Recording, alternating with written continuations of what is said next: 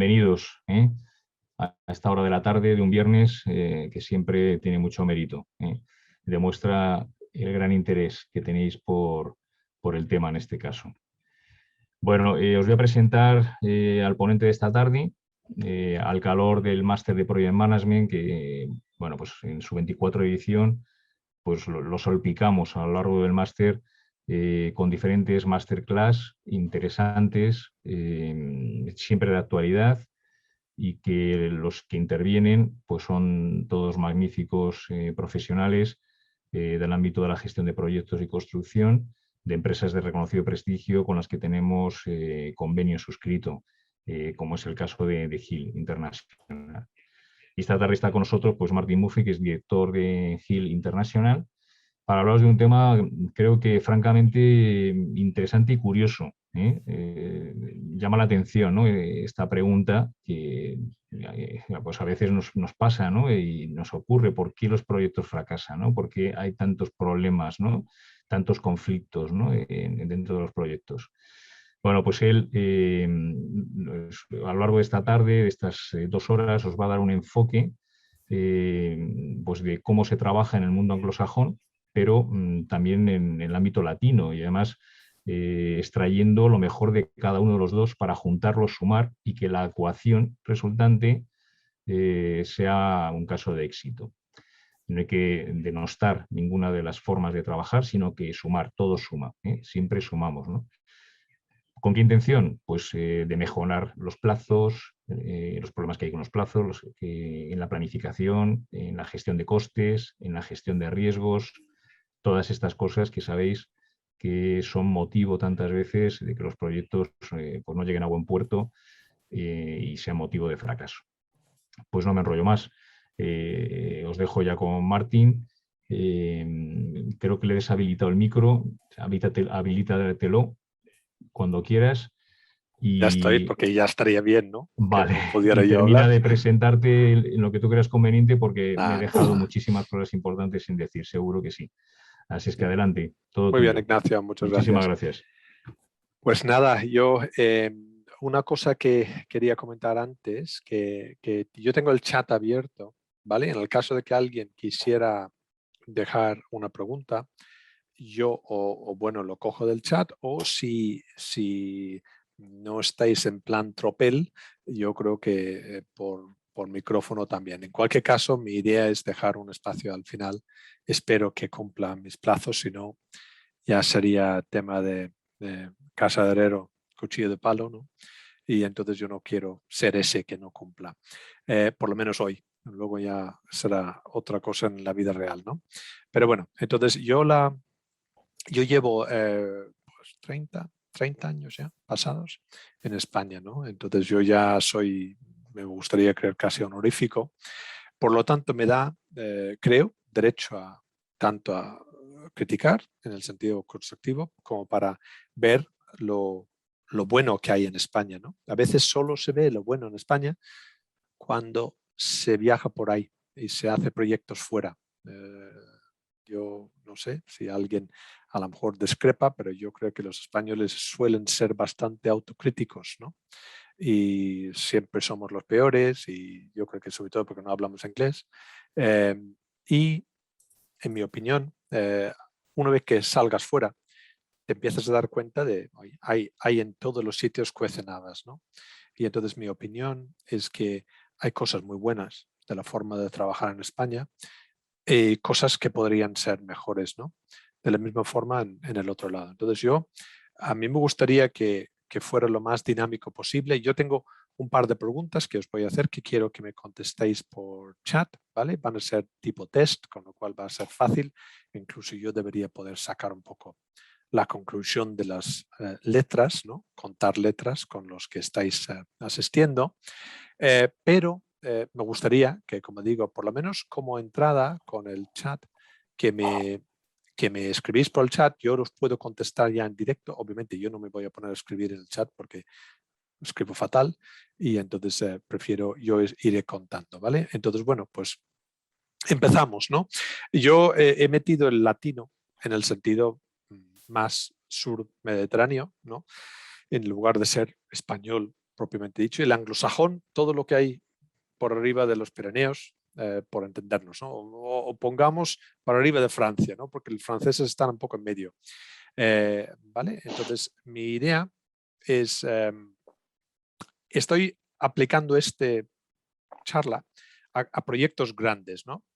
El proyecto de viviendas no suele tener tantos problemas porque es una cosa muy conocida, ¿no? Y es una cosa algo más dominado a priori, ¿no? Por lo tanto, yo que he tenido la suerte de trabajar, o no sé, mala o buena, suerte de trabajar en grandes proyectos, como las Torres Petronas, Canal de Panamá, etcétera, cuando la gente se pone un poco así diciendo, uy, qué fuerte, ¿no? De tal. Y mi conclusión es que la diferencia entre el gran proyecto y el proyecto grande y el proyecto pequeño es que la cagada, hablando técnicamente, que yo soy muy técnico en mi lenguaje de construcción, la cagada es monumental en el proyecto grande. Esa es la única diferencia, porque adolece todo que tiene un proyecto pequeño, pero exageradamente, ¿no? Y bueno, con lo cual me tenéis que perdonar que esto está enfocado en los grandes proyectos y bueno, pues ya está. Yo vengo del mundo de planificación, del mundo de gestión de contratos, etcétera, con lo cual eso es un poco el enfoque que estoy dando, ¿vale? Bueno, a ver si... Entonces, yo lo voy a dividir en 4 cosas, una parte medio jocosa, el enfoque latino anglosajón, que tiene que ver un poco con los caracteres y los caracteres dentro del contexto de proyectos, ¿no? Y luego entro en una parte quizá algo más densa, ¿no? Que es lo que yo he intentado estructurarlo de una forma, pero que también espero que sirva un poco para que me comentéis y me escribís y me intervenís, ¿no? ¿Por qué los grandes proyectos fracasan? Y una parte menor, porque yo sé mucho de por qué fracasan. No sé del todo cómo se hacen bien, pero voy a intentar, por lo tanto es más corto. La lista de las enfermedades es más larga que la lista de remedios. Pero bueno, entonces, y hay una cosita más, y además, si vamos a tiempo, lo vemos, si no, lo podemos presentar. Me gustaría poder llegar a ver esto, ¿no? Bien, Ignacio, ya tú podrías contestar el tema de la sesión grabada. Supongo que estará disponible o no sé qué. Sí, estamos grabando y os haremos llegar a todos los que os habéis inscrito la sesión pues el mismo lunes, ¿eh? Muy Los bien, que os hayáis conectado o no os hayáis conectado lo mandaremos a todos. No os muy preocupéis. bien, Gracias. muy bien. Pues sigo. Entonces esto es la parte latina, ¿vale? Yo he intentado, como digo, si no tenemos un poco de sentido de humor, esta vida no merece la pena, ¿eh? Yo, sobre todo en construcción, creo que hay que tener mucho sentido de humor. Si no, no sé, te buscas a que pongan la bandera y te tires de la cubierta, con lo cual hay que tomar las cosas con un poco de filosofía, ¿no? Este sería para mí como anecdótico, porque lo anecdótico también ayuda a fijar las cosas. Si eso suena familiar, a los que a lo mejor habéis abordado proyectos o habéis sido responsables en algo, uno que el jefe viene y te ha designado 3 ingenieros para ayudarte en tu proyecto. Entonces, joder, qué bien, ¿no? Pero uno está de permiso, de paternidad, otro está en el hospital y el otro no empieza hasta dentro de un mes, ¿no? Pues, y dice el jefe, si hay algo más que necesites, duda en pedírmelo. Entonces, hay muchas veces que en España, pues, tiramos para adelante, a veces solo ante el peligro, ¿no? Entonces, a veces el despliegue de medios que hemos dicho en la oferta, que vaya a ser muchas veces, como contratista, pongamos, pues no llega a producirse, ¿no? Y luego hay otro ahí que a mí me gustó, es decir, en fin, que cada uno tiene su humor. Buenas noticias, hemos ganado un concurso de construir una red inalámbrica nacional. Malas noticias, dice el otro, que no sabemos nada de construir una red inalámbrica. El otro dice, pues, joder, no debe ser tan difícil no colocar cables, ¿no? Y entonces, bueno, pues yo creo que esto podría ser anecdóticamente como tradicionalmente, al menos, se ha tendido a abordar las cosas en España. A veces con más ganas que organización, ¿no? Y eso es una de las cosas que somos muy lanzados y eso tiene un lado muy positivo, creo, y tiene otras cosas que no son tan positivas, ¿no? ¿Y esto cómo traduce esta forma, como yo vería un poco más de salir del paso, ¿no? ¿Cómo se traduce en el mundo de los contratos y del porqué del enfoque latino, ¿no?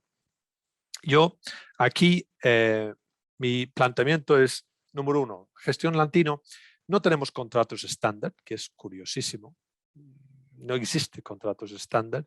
En el mundo anglosajón existen contratos estándar en los Estados Unidos desde el 1890 de construcción, y del Reino Unido creo que de 1937 o algo así. Entonces, el mundo del contrato estándar es un mundo muy normalizado. En España no hay, con lo cual, pues no son tan funcionales, ¿no? Porque hay que inventarlo siempre.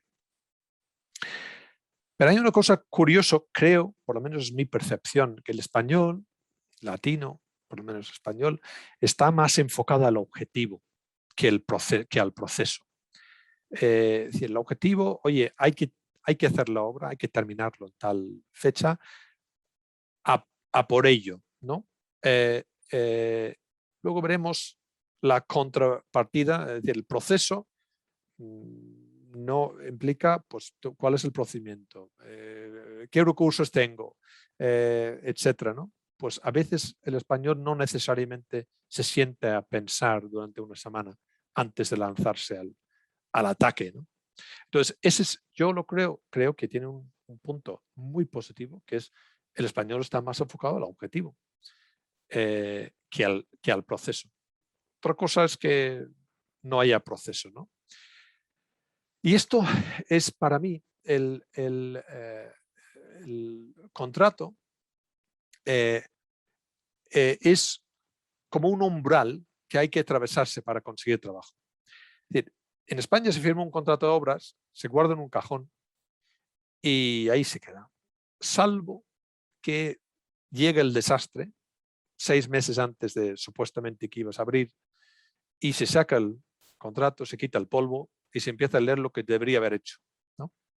Entonces, esto para mí es un poco como en un matrimonio, ¿no? Yo que he ido a muchas bodas, el matrimonio civil, sobre todo, es curioso porque es mucho más procedimentado el matrimonio civil que el matrimonio de iglesia.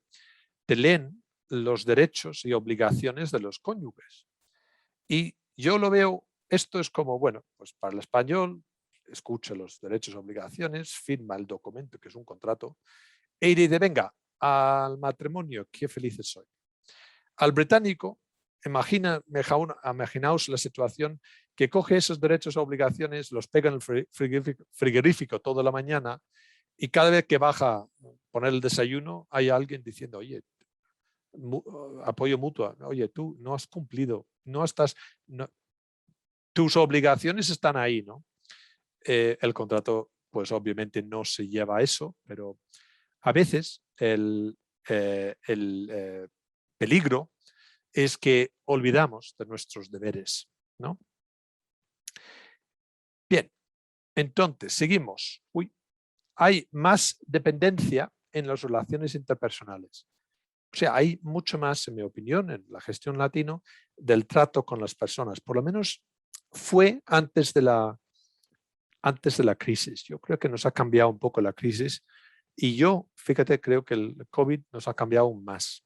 Nos estamos volviendo cada vez menos de relaciones interpersonales y mucho más de escribir y contacto internetico, como podría ser este curso, en lugar de estar físicamente presente, ¿no? Hay mucho menos concepto contractual, mucho menos pensamiento contractual, un poco lo que os dije antes sobre el umbral, y mucho menos construir una reclamación. Hay mucho menos enfoque a cubrirse. El español en general se lanza y tira para adelante y intenta ir hacia el objetivo, ¿vale? Luego, creo, o había más confianza en la resolución de problemas basada en la buena fe. Oye, tú me has dicho que me vas a dejar bien esto y yo lo voy a contratar y tú me lo vas a pagar. a un precio razonable, aunque no esté escrito, ¿vale? La palabra, ¿no? Yo creo que por lo menos antes era una parte, yo creo que bastante positiva de la forma de gestionar aquí. ¿Qué pasa? Si no funciona la buena fe, yo he puesto aquí de forma un poco más políticamente correcto, planteo que 6 meses antes del final de obra o 6 meses antes de que alguien se haya comprometido de abrir en tal fecha, empiezan lo que podríamos llamarlo suavemente medidas estratégicas para forzar una solución a la controversia. Nuevamente cerca al final del proyecto. Oye, joder, es que tengo un quiebre económico, dice el contratista, no tengo pasta, tenemos que organizar algo porque esto no puede ser. Fíjate que todo lo que he hecho, todo lo que he rediseñado, todo lo que he reespecificado, y esto no es gratis. Entonces, bueno, pues se hace un poco de presión ahí, como es bastante habitual. En general hay menos documentación en el mundo en el mundo español. Dejamos menos traza de las cosas. Y esto es positivo y negativo, ¿eh? Positivo en el sentido que no gastamos esfuerzos en escribir. Malo en que no gastamos esfuerzos en escribir, porque las cosas se quedan de palabra. Y a veces, si las cosas van bien, yo creo que cuando las cosas van razonablemente bien, en mi opinión, es una gestión más eficaz. ¿Qué quiere decir? Construimos más barato, más rápido y con una calidad razonable. Y yo me río mucho cuando escucho a alguien que está metido en el mundo medio anglosajón, en el mundo ferroviaria. Hay una línea férrea en Reino Unido que dan más guerra que un niño tonto, ¿no? Es decir, el HS2, High Speed 2, alta velocidad, que van dando trompicones desde hace 30 años intentando tener alta velocidad, y resulta que España tiene 3.300 kilómetros de alta velocidad y nadie se ha enterado por ahí. Se va haciendo y ya está, ¿no? Cuando las cosas no van bien o cuando van mal, el cliente no está protegido y la solución no es eficiente, ¿vale? Eso es un poco lo que yo plantearía que serían un poco las características de esta forma de gestión latino, ¿no? La contrapartida, esta lo he enseñado unas cuantas veces, a lo mejor alguno se aburre ahora viéndolo. Esta es la versión latino, de anglosajón, ¿no? Para mí es pasarse, pero a mí yo lo encontré en internet esto y lo traduje al español porque me pareció buenísimo. Y es aquí lo que, si lo ves aquí, alguien que está metido en el departamento de calidad puede reconocer cosas, ¿no? Un análisis preliminar de cacería, un plan de cacería de preliminar, tienes aquí un análisis crítico de cacería. Bueno, un montón de cosas. No sobra nada, ¿eh? Hay uno sobre todo, caza te alcanza, elegir nuevo líder de cacería, ¿no? Pero lo más gracioso para mí es que el pobre aquí neandertal dice, yo no sé, pero parecía más fácil cuando solo íbamos a cazar. Y el otro, lo sé, pero que es el jefe, me aseguro que mejorará nuestra eficacia y así nos mantenemos por delante de los cromañones del valle, ¿no? Aquí, yo lo que quería trasladar aquí es que el mundo anglosajón, para mí, quita las ganas muchas veces de construir, porque construimos con papeles, construimos con procesos, con procedimientos, con listas, con muchas cosas, ¿no? Y entonces, en ese sentido, a mí me resultaba como la contrapartida del que va solo ante el peligro. Aquí, para poder ir a cazar, pues tienes que hacer tantos periplos que dices, mira, me ha quitado las ganas, ¿no? Pues, por lo contrario, entonces, en el mundo anglosajón, los contratos estándar suelen ser más operativos. Yo el símil que uso aquí es cuando un equipo de fútbol sale a España, que juega muy bien el fútbol, sale cualquier equipo, ¿no? Sale a Uzbekistán a jugar el fútbol, pues saben que hay unas reglas fijas, saben más o menos el tamaño del campo, las porterías son de una dimensión tal, hay 11 en cada equipo, hay unas reglas y hay árbitros y linieres que un poco intentan poner orden, ¿no? Hay unas normas muy, muy claras que hace que uno puede ir de aquí a allá y saber a lo que se juega. Yo creo que muchas empresas españoles a veces han ido, yo recuerdo en 96 cuando estuvimos con Acciona en las Torres Petronas, íbamos ahí para jugar al fútbol. Y dejamos el libro de instrucciones en España porque dijimos, ¿para qué? Y nos fuimos a hacer la parte de interior de las Torres Petronas. Y el problema, por ahí, nos tardamos 9 meses en darnos cuenta que no nos habían contratado para jugar al fútbol, nos habían contratado para jugar al rugby. Y había unos armarios en el otro lado que se llamaba Bobby's Lermogovern, que eran los project managers, que nos machacaban y nosotros intentando hacer el tiki-taki que ni estaba inventado en esa época, y de repente nos encontramos que nos estaban dando una paliza y tardamos 9 meses en enterarnos, ¿no? Pues es un poco el contrato estándar, un poco son unas reglas de juego que a lo mejor te ayuda por lo menos a saber tus responsabilidades, ¿no? Sin embargo, para mí, el modo anglosajón y quizá más sajón está más orientado al proceso que al objetivo. O sea, con tal de que yo cumpla el proceso, que yo haga todos los formularios, que 16 personas me lo firman, a mí me da igual que la obra se haga o no. ¿Vale? Veremos ahora un pantallazo de los grandes proyectos fracasados del mundo. Ni uno español. Uno tiene un arquitecto español, pero ni uno español, ¿vale? ¿Por qué? Porque, bueno, da igual. Lo más importante es el proceso, que hemos cumplido, que nos pagan, que terminemos cuando haga falta, ¿no? El contrato es una herramienta en el mundo anglosajón para gestionar el proyecto. Eso cuesta un montón entenderlo para un español, ¿no? Cada vez menos, sobre todo en el extranjero, ¿no? Y vamos a hacer un pequeño ejercicio dentro de un ratito sobre esto. Depende de evidencias escritas, ¿vale? En inglés hay un dicho que no me lo digas, escríbemelo. Y eso es un coñazo, ¿eh? Hay que leer mucho. Usamos las cláusulas de contrato para preparar la reclamación, ¿vale? Ya estamos usando el contrato, que es lo que hay que hacer, ¿eh? Porque si el contrato se escribe es para usarlo. No se confía, en mi opinión, en la resolución de problemas basada en la buena fe. Si no está firmado, yo no he dicho nada. Y por tanto las obras se ralentizan. Se inicia esa gestión de reclamaciones desde el comienzo del proyecto, por si acaso. En general hay muchísima documentación. Hay un uso de Quantity Surveyors, el QS famoso británico, y gestores de reclamaciones, puestos que no suelen existir en España. Estos señores, el QS, nosotros, por ejemplo, para que entendáis, yo me eduqué en la universidad en Irlanda del Norte.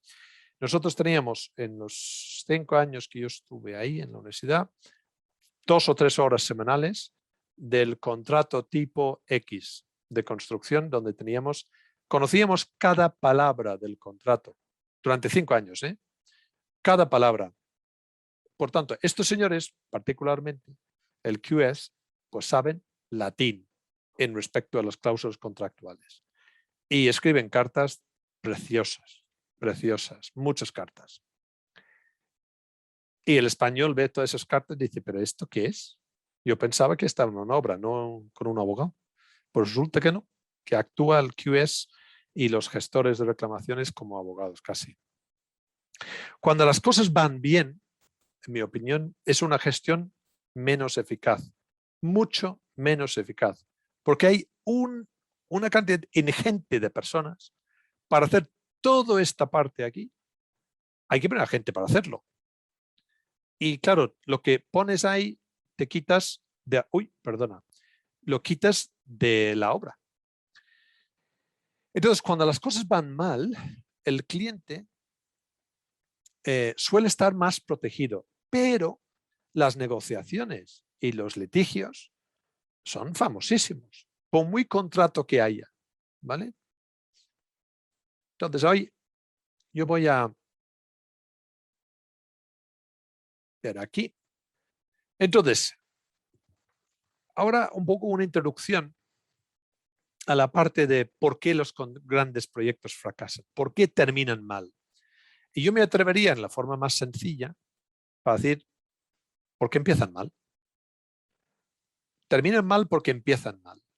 Las cosas que no se planifican en el sentido más amplio de las cosas, no solamente en el sentido de barritas y tiempos, sino en el sentido más amplio de las cosas, todo lo que puedes gastar en pensar y en muchas otras cosas, pues viene bien, ¿no? Y tampoco estoy haciendo un alegato de los procedimientos, ¿eh? Que yo he sido responsable de calidad y tal, pero que hay que tenerlos justos, ¿no?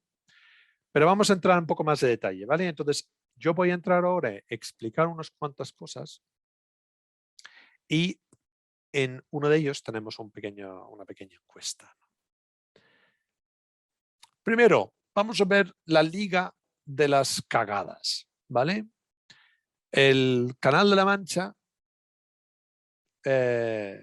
pues mirad, aquí teníamos billones en Reino Unido es 1.000 millones, ¿vale? Para entendernos, y en Estados Unidos es 1.000 millones, no es el billón español, ¿vale? 1.000 millones. Pues si tenía 15 millones de billones o 1.000 millones de presupuesto, pues terminó en 35, ¿no? Bien. Los chinos tampoco salen muy bien parados, ¿eh? 10 billones a 25 billones. Y esto lo vamos a ver un poco más detalle. El Big Dig de Boston, que es básicamente enterrar un Scalextric, así por entendernos, ¿no? Pues interesante, ¿no? Tenía como 3 millones por ahí de presupuesto, 3 billones, perdona, y terminó siendo 17 billones. Pero vamos a ver el plazo también, que es interesante. Y uno muy cercano, que creo recordar que se acaba de abrir después de, no sé si 7, 8 años sin abrir. ¿Por qué? Porque no funcionaba, porque estaba mal diseñado. Y el aeropuerto de Brandenburg. Y unos cuantos cosas. Esto es interesante. Montreal dejó en bancarrota en el 76, creo recordar, para los, no sé si hay alguno bastante más jóvenes que eso, pero los Olimpiadas de Montreal eran el 76, dejó en bancarrota durante, no sé si, una década a Montreal. Mirad el presupuesto que no aparece, es tan pequeño y se multiplica por 10 quizá el desviación, ¿no? Y Wembley Stadium es uno de los, aunque no parece tan exagerado, el litigio de Wembley Stadium es lo que da lugar a la forma radicalmente diferente de gestionar de las Olimpiadas en Londres. El litigio de Wembley Stadium era como como el nacimiento de Jesucristo. Había en el mundo de las reclamaciones antes de Wembley y después de Wembley. Fue un fracaso total a nivel de gestión, ¿vale? Bien, y ahí los alemanes aparecen otra vez con la Filarmónica en Hamburgo, creo que es. De Elba, sí, en Hamburgo. Bien. Y luego, para ver, yo que tengo un poco de cariño hacia los plazos, Wembley, bueno, pues ahí tenemos la desviación en porcentualmente, coste y plazo. Pero el Big Dig, veis ahí que son casi 700% de aumento de presupuesto. Pero el plazo no parece tan mal, ¿verdad? Solo se fue 100% de plazo. Ya, pero el plazo era 7 años originalmente, creo recordar, y que se fue a 15 años el proyecto, ¿no? Y aquí está el único alusión que podemos hacer a lo español, el Parlamento escocés. Creo que era Miralles, el arquitecto, y mira cómo iba de coste. Seguramente no era su culpa, ¿eh? Habría habido problemas de requerimientos del cliente, me imagino, pero bueno, habrá de todo. Pues 700 y algo por ciento de desviación presupuestaria y casi, bueno, 150% de desviación en plazo. O sea, bastante fracasado, ¿no? Estos señores aquí son finlandeses, Dubái, esta es en Australia. O sea, nos ha caído las bombas de desviación por todos lados alrededor. También hay que decir que el español en general no es muy abierto a la hora de contar sus miserias, ¿eh? Hay, sobre todo si es una obra pública, pero yo me atrevería a decir, cuando nosotros estábamos haciendo el proyecto de Torre Repsol, en esa misma época se estaba haciendo todos los túneles de M30 y un montón de túneles de carretera y tal. En esa época se hizo, creo, como 70 kilómetros de túneles en Madrid en un periodo de 3 años. Todos los pilotadores de Europa estaban en España y casi todos en Madrid. Y nadie se enteró. Sí, los vecinos durante 2 meses, 2 años y medio, pero ahí están. Entonces, en ese sentido, y en metro, yo digo siempre, en metro, pues tenemos uno de los metros más grandes del mundo y bueno, pues, y no pasa nada, se hace, ¿no? Bien, pues esos son los problemas ajenos, ¿no? El consuelo de tontos, no sé si debemos echar demasiado mano a los consuelos de tontos, ¿no? Pero hay que buscar por qué fracasan y a lo mejor qué podemos hacer para mejorarlo, ¿no? Bien.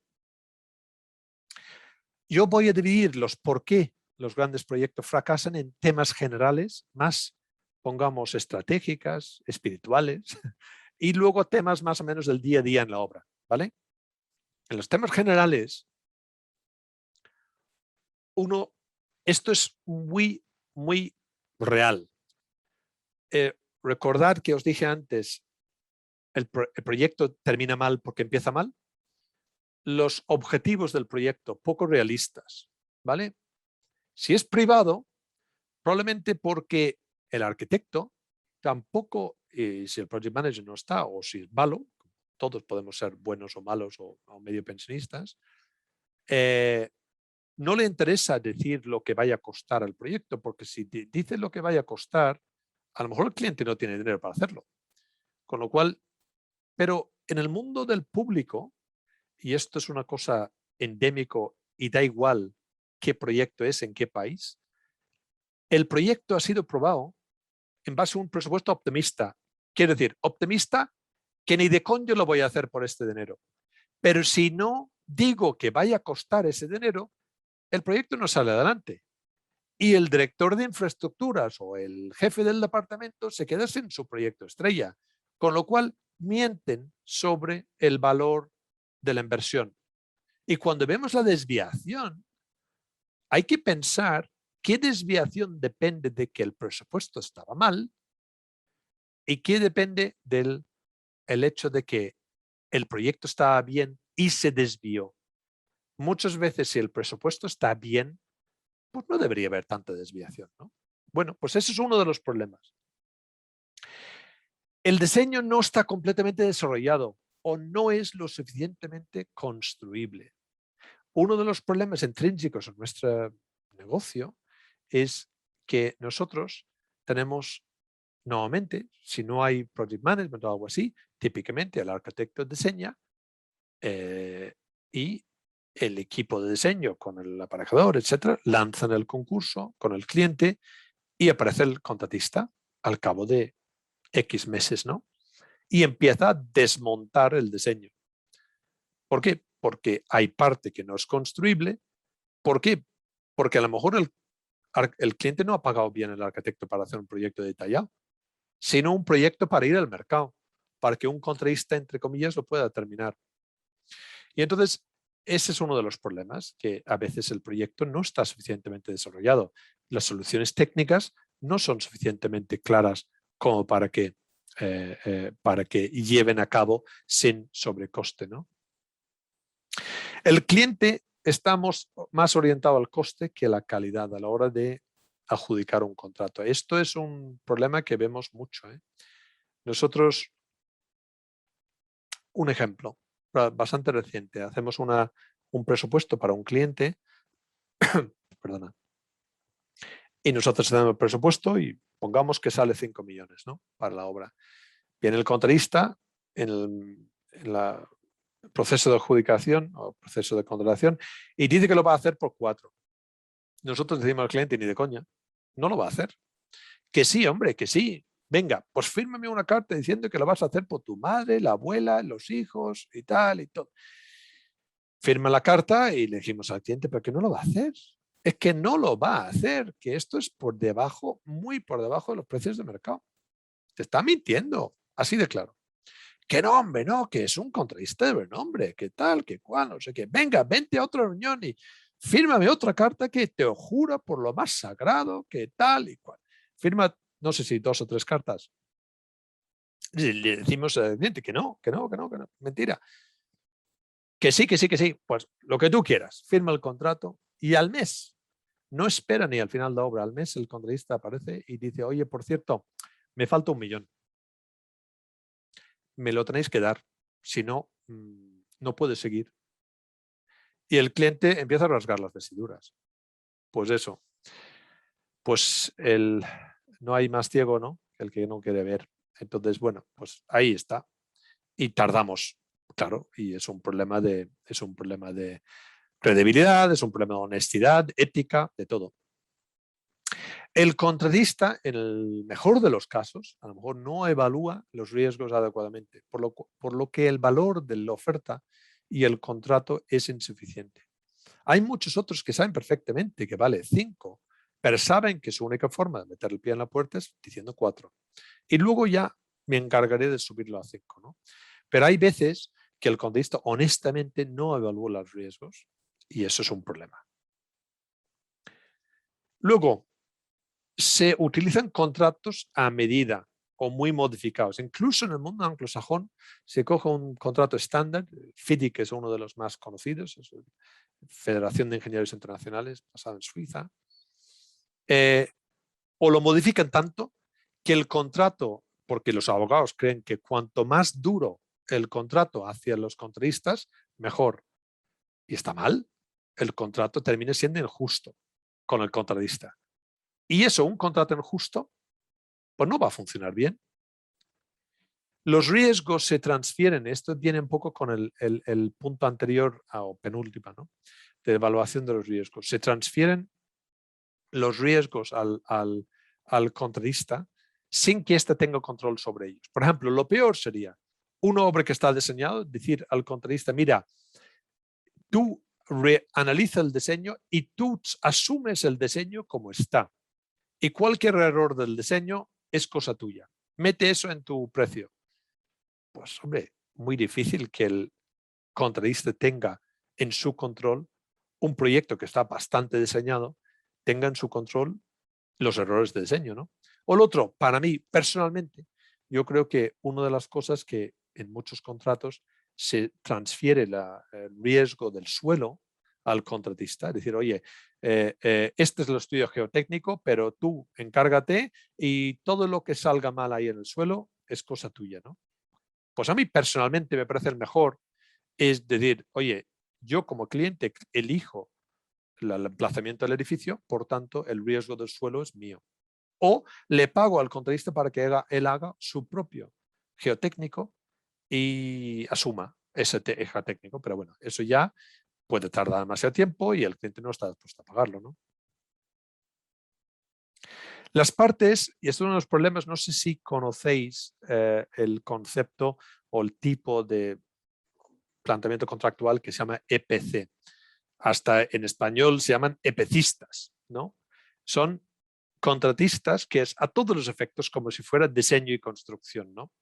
Casi todos los proyectos del mundo mundial fuera de España, grandes proyectos están hechos con esta modalidad de contrato, donde el contratista diseña, el cliente hace un diseño preliminar, el contratista viene, diseña, contrata y construye las obras, ¿no? El problema que tiene con eso es que el contratista puede decir, ay, qué bien, soy el responsable de diseño. Pues qué mal, ¿no? Porque está el responsable de diseño. O sea, todas las cagadas son suyas. Y a lo mejor no tiene el equipo necesario para asumir esa responsabilidad. O a lo mejor no ha asimilado el coste asociado, ¿no? Pero peor, no sé si peor aún, el cliente en un contrato donde es un EPCista, el contratista, el cliente sigue actuando como si fuera él el diseñador y se mete en la cocina. Error. Porque si es un EPCista, el contratista es el diseñador, tú tienes que decir, mira, señor contratista, haz que funcione. Yo, entre comillas, me debería dar un poco igual, con tal de que cumpla todas esas especificaciones de final de funcionamiento, ¿no?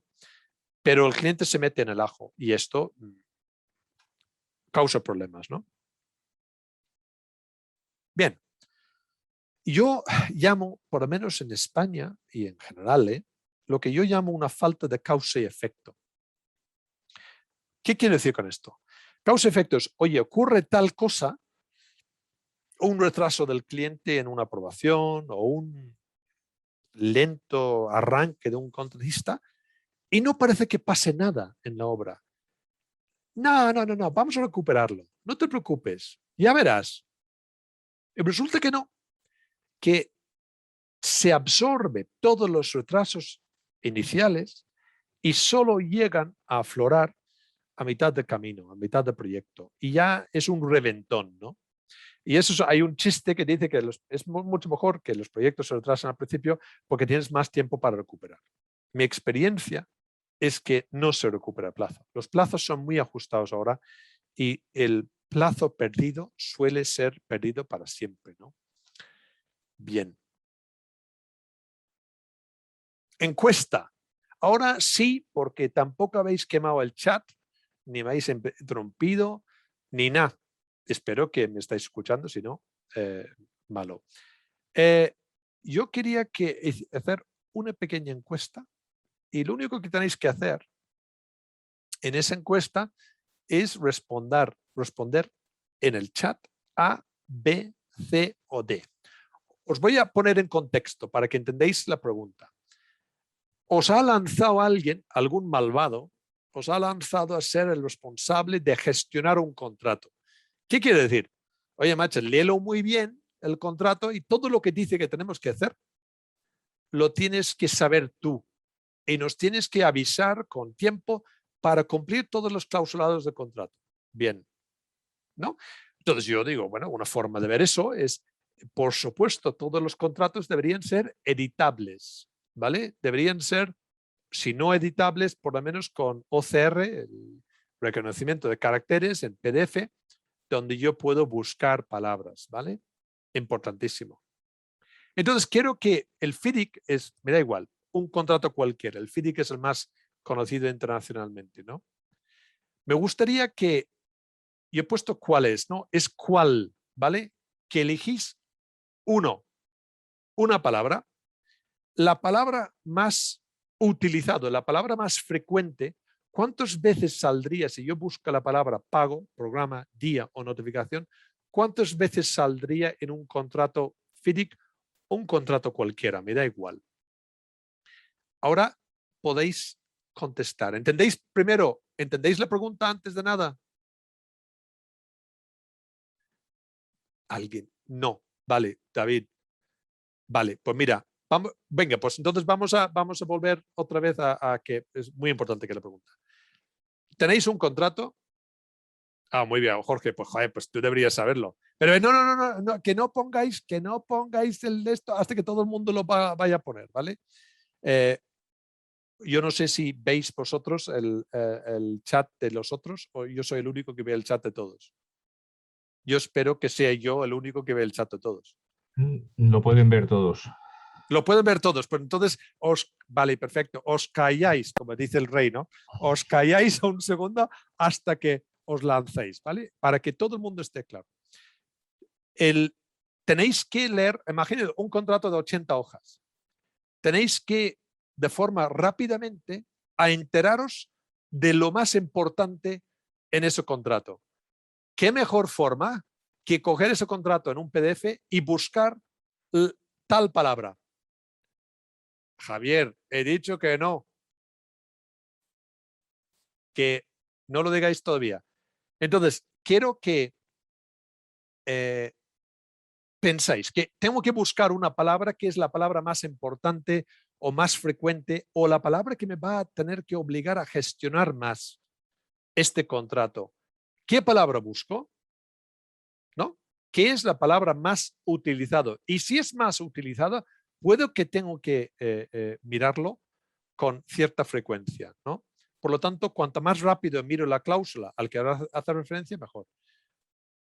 Espero que lo entendáis mejor, si no, voy fatal. Venga, lanzaros. No voy a explicar más, si no voy a estar toda la tarde.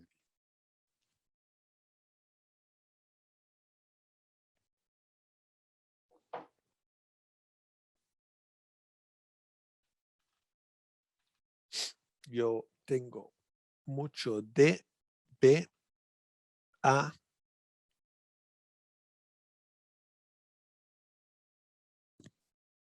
B de A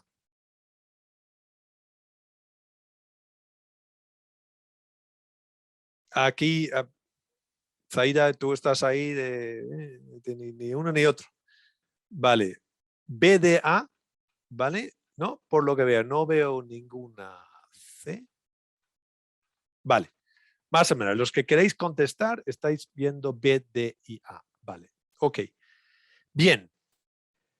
Pues, bien, pues yo, curioso, ¿no? La C, yo, es una de las cosas que para contratista, de verdad que yo tengo un defecto, ¿no? Que soy de planificación, ¿vale?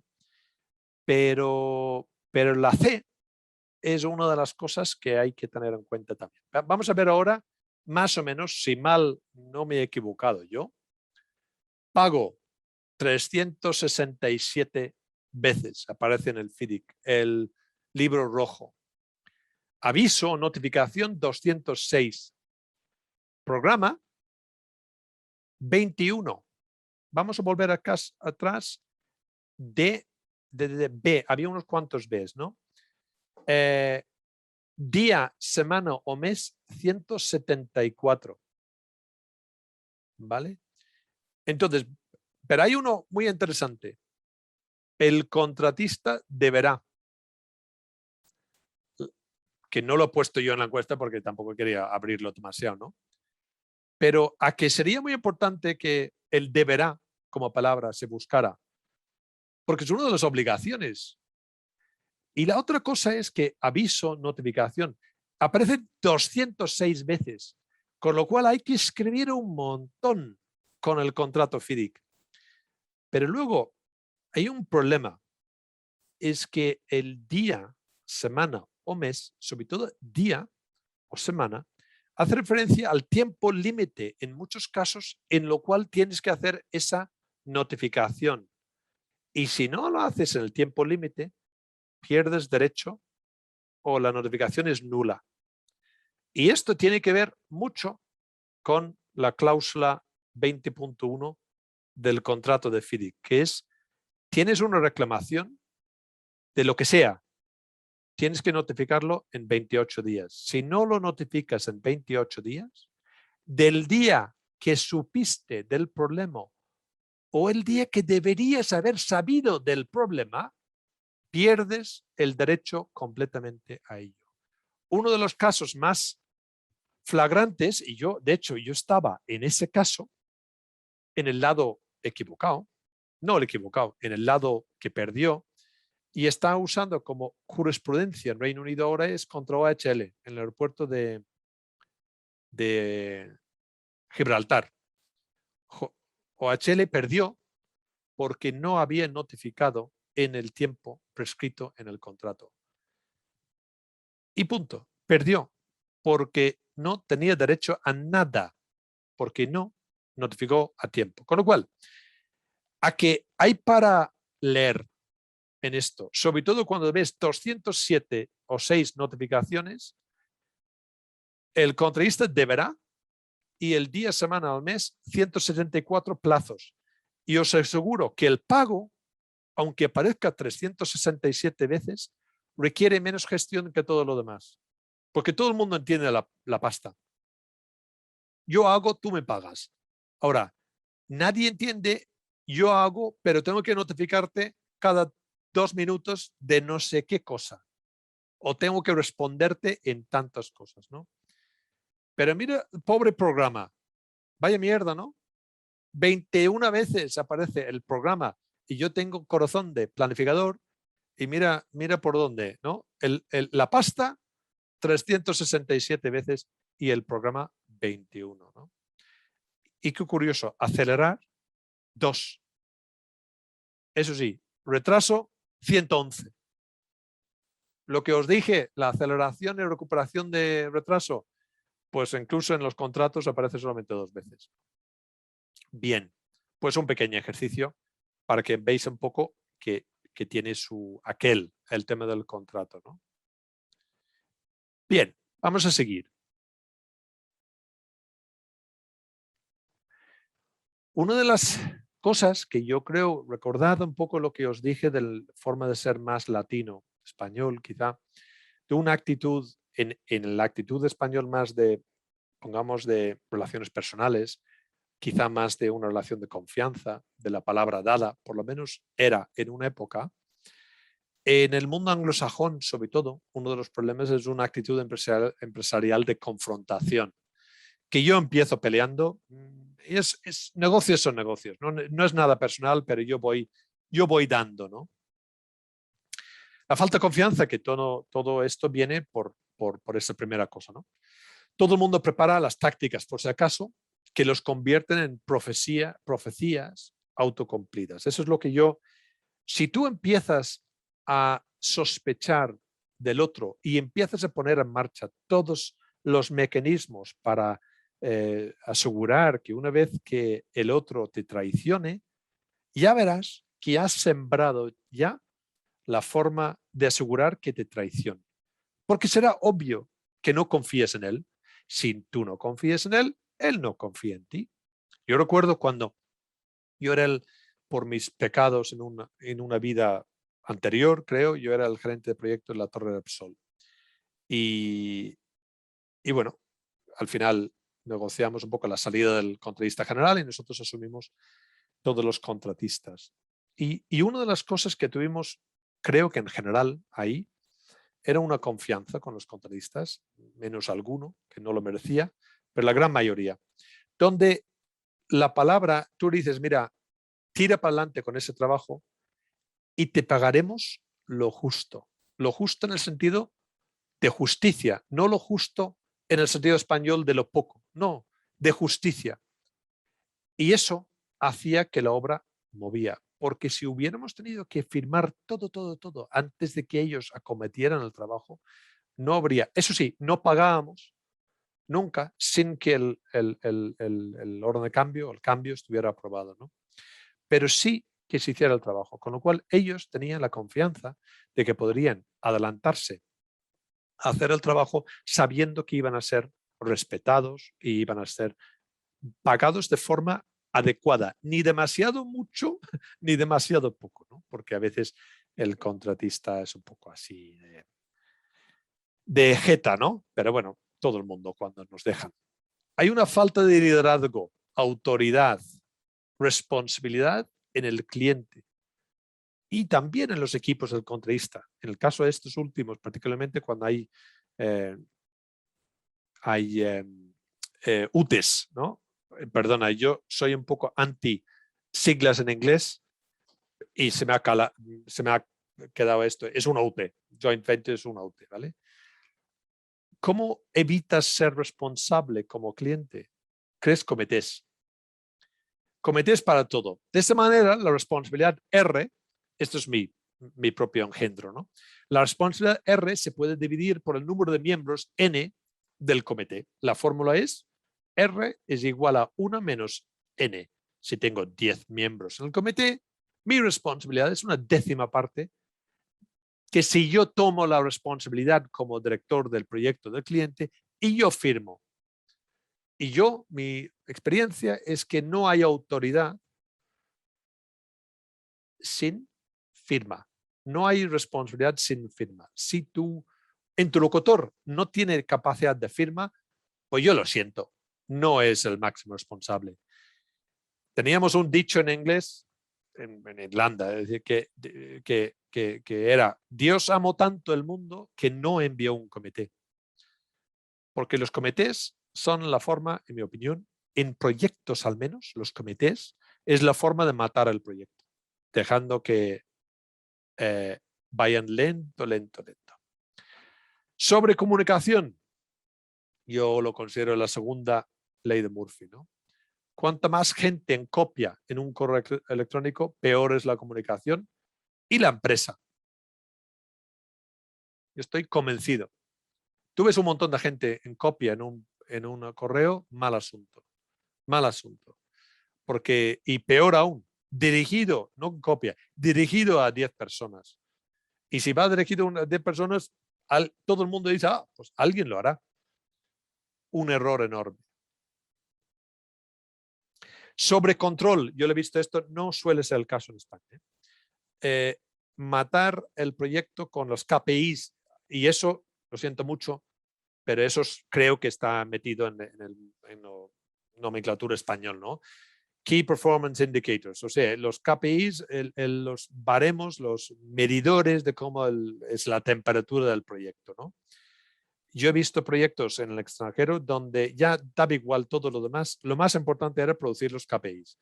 Pasamos más tiempo discutiendo cómo vamos a desarrollar los KPIs que haciendo la obra. Y entonces era una locura. Estamos enfocando más en reportar que en hacer. No suele ser el caso en España, ¿eh? No somos de tanta información, ¿no? Pero un término medio siempre es bueno. Bien. Yo he puesto esto que suena un poco raro, ¿no? Yo he visto clientes que prefieren sabéis que el médico de cabecera típicamente, un médico de cabecera regular, que escribe nuevamente las recetas un poco con mala letra, pues su trabajo es mantenerte vivo, ¿no? Es que no te enfermas suficiente como para tener que ir al hospital, ¿no? O peor aún, a que te mueras, ¿no? Pues hay clientes que prefieren a que alguien, pongamos el médico de cabecera, podría ser el project manager, por entendernos, y podría ser más o menos regular, pero más o menos está intentando mantener la obra viva y el proyecto y tal, moviendo, lo que fuera. Pongamos. Pero hay clientes que prefieren una autopsia estupendísima de por qué murió el proyecto. Yo quiero un informe todos los meses diciendo lo mal que va, pero más, un informe muy bueno. Eso sí, la obra va muriendo, pero da igual. Lo más importante es que tenga un informe estupendísimo, ¿no? Y yo me he encontrado en estos proyectos donde no apreciaban que a lo mejor éramos un médico de cabecera normalillo y querían una autopsia estupendísimo. Eso sí, el paciente ya había muerto, ¿no? La gestión de riesgos, y eso es una cosa que creo que en España no lo hacemos del todo bien, es un área muy subjetivo. Oye, vamos a hacer una tablita de riesgos, ¿no? Más centrado en el análisis cualitativo. Bueno, esto es alto, medio, bajo, ¿no? Este riesgo, no sé si los que habéis hecho algo de gestión de riesgos. Y yo siempre he echado en falta, a lo mejor soy un poco un friki del control, pero siempre he echado en falta una línea abajo diciendo ahí, por lo tanto, ¿cómo está de arriesgado mi proyecto? 2 medios es igual a 3 bajas a nivel de criticidad, de riesgo, o 2 altos es igual a 10 bajos. ¿Cómo es? ¿Y cómo se va desarrollando? A mí personalmente me gusta ver, oye, ¿y qué todo esto significa? ¿No? Entonces, vamos a ver en las posibles soluciones si arrojamos algo ahí, ¿no? Y luego las contingencias. La gente entiende a nivel presupuestaria que una contingencia es bastante legítimo en la parte de costes, en la parte de presupuestos, ¿no? Pero en plazos no. Y yo uso este símil, ¿no? No sé si habéis visto alguna vez un cartel de obra. Lo habréis visto, ¿no? No voy a esperar. Entiendo que es una pregunta retórica, ¿no? Típicamente una obra de, yo qué sé, polideportivo o cualquier obra pública sobre todo. Y es curioso ahí que tienes el coste de la obra es 12.655.432 euros con 65 céntimos. Y el plazo son 18 meses. Y yo digo, claro, mi corazoncito de planificador, yo digo, coño, ¿y por qué no pone 18 meses, 3 días, 6 horas, 3 minutos y 2 segundos?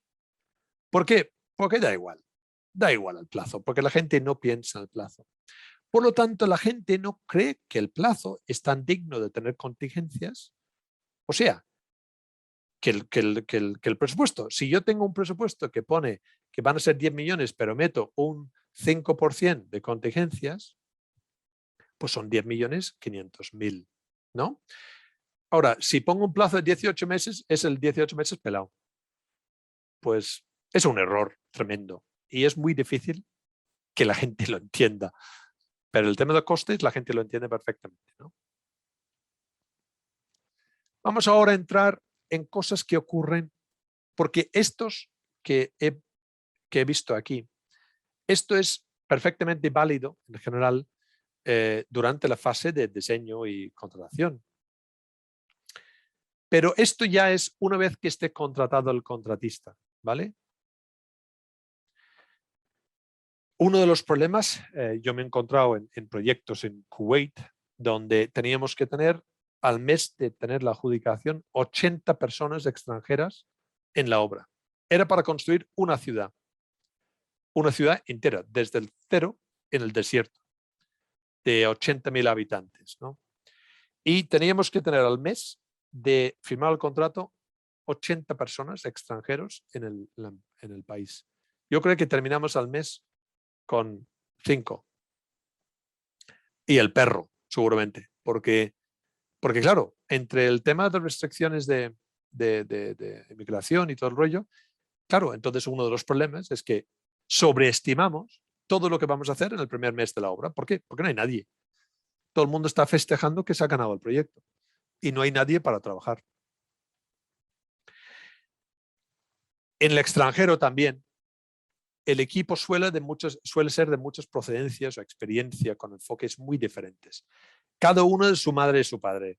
Y les tiras para hacer un bicho de 500 millones, tienen que organizar lo que es una empresa mediana. Yo recuerdo en Malasia, el proyecto, no recuerdo en euros el coste, yo creo que eran en pesetas 20.000 millones o algo así, pero en euros pongamos 200 millones de euros, por decir, no recuerdo. Pero teníamos 200 personas trabajando para Acciona, ninguno de ellos de obra. O sea, 200 personas solo de gasto general.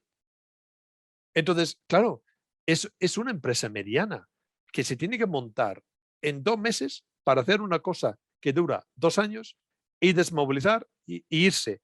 Y cada uno, a lo mejor 15 nacionalidades que ni hablan el mismo idioma. Y aunque lo hablaran, no se entienden entre sí, ¿no? Los sistemas de control de proyectos no están implementados o no son adecuados. O el personal no está bien capacitado. El control de proyectos, la planificación, el control económico, todo esto, a empezar desde cero o no, pero no están bien implementados porque la persona no están esperando en la calle para que tú arrancas ese proyecto y pones las mejores personas, ¿no? El contratista no logra que se apruebe un programa base. El programa base es mi objetivo. Tengo nuevamente un mes para hacer el programa base, una vez empiece la obra, el contrato, y no lo logro aprobar porque que me lo aprueben, porque es malo, porque no tengo tiempo, porque es una desidia, porque el cliente es un imbécil, el project manager peor, tiene un schedule manager como yo soy en algunos proyectos, es un imbécil, lo que fuera, me da igual. No se aprueba. ¿Qué pasa? Si no apruebo un programa base, ¿cómo voy a medir contra qué tal voy? Si no tengo nada contra qué medir. Y entonces terminamos llevando a que los retrasos del proyecto se terminen incorporando en el programa base. O sea, si tardamos 3 meses en aprobar el programa base incluye ya 3 meses de retrasos que nadie, entre comillas, detecta, ¿no? No hay, por lo tanto, un punto de comparación, ya que no existe el programa base, la calidad del programa es un problema y no hay un plan de entregas. No sé si conocéis, ¿alguien conoce? Es una cosa intraducible. En el mundo anglosajón hay una cosa muy común, incluso en proyectos normales, que se llama submittals. Submittals, que en España, mal traducido, se llama como aprobaciones o algo presentado, planos de taller presentado por el contratista para la aprobación del cliente, ¿no? Pues los submittals o entregas en un mundo anglosajón tienes miles que hacer, miles de planos, etcétera. Y tiene que estar ligado con la planificación. Y si no está ligado, pues ya no sabes si estás retrasando, no estás retrasando, porque estas aprobaciones es que tú me tienes que aprobar el acero, los planos de taller del acero para que yo pueda fabricar el acero para traerle a la obra para que monte la obra. Si yo no tengo un límite de fecha de entrega, no sé que estoy retrasando. Hay un tema muy propio de los españoles. El español no le gusta aplicar el contrato en las primeras etapas. Que el cliente no se enfade, por Dios, porque si el cliente se va a enfadar si nosotros hacemos una referencia al contrato al principio del proyecto. Y nuestra forma, cuando yo le doy este tipo de curso a los contratistas, es decir, no tengas miedo de decir que no. No pasa nada, practícalo todos los días, di no, y ya está. Di que según el contrato no lo puedes hacer, o según el contrato el cliente está retrasado. Nuevamente es el cliente quien pone el contrato, con lo cual, oye, ¿por qué se va a enfadar si tú usas el contrato que él te ha obligado a firmar, no?